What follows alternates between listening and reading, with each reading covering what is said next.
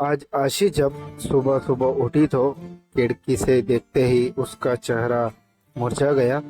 अरे, कहाँ चले गए? कल तो यहीं थे।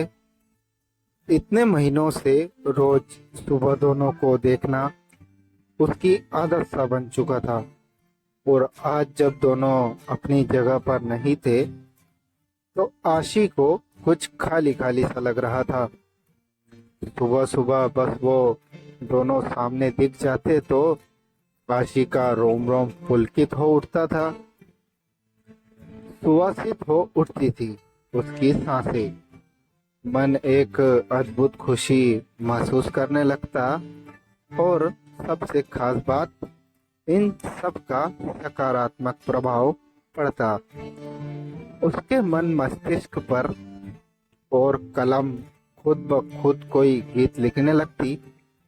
पता नहीं क्या जादू था उन नरगिसी फूलों में। बस देखते ही मन मचल उठता। शायद असीम का असीम प्यार भरा था उनमें।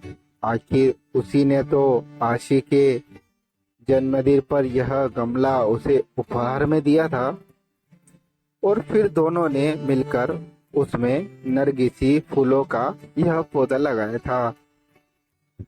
देखो ना आशी, तुम्हारे लिए एक काम सौंप कर जा रहा हूँ।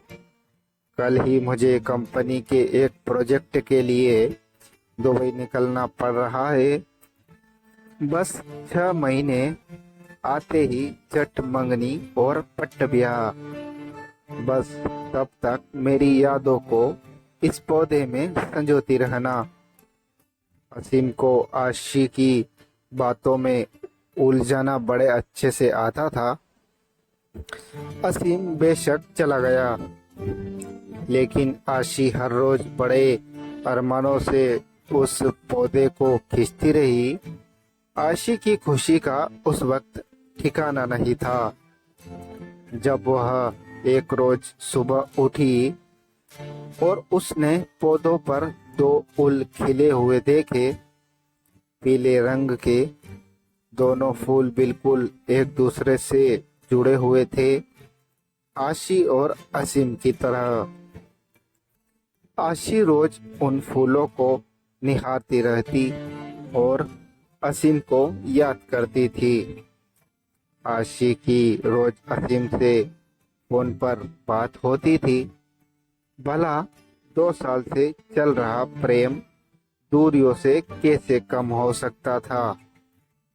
इस प्रेम की शक्ति ने तो उसे क्या से क्या बना दिया था। कभी किसी को चिट्ठी पत्री में 2 अक्षर न लिखने वाली आशी की कला आज अनवरदल चलने लगी थी। अपने जज्बातों की शाही में भिगोकर क्या क्या न लिख डाला था उसने। तेरे एहसान में खुद को ऐसे फना कर दिया हमने, जिंदगी बाकी न बची न तेरे साथ और न तेरे बाद।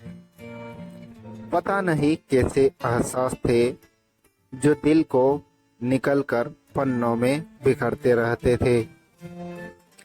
जब भी मन होता आशी उन नरगिस के फूलों को निहारते हुए खिड़की के पास कागज कलम लेकर बैठ जाती। माँ जब डांटना शुरू कर देती तब सूद पड़ती कि कुछ खाना भी है और घर का कामकाज भी देखना है। पता नहीं पिछले कुछ दिनों से क्या हो गया था उसे।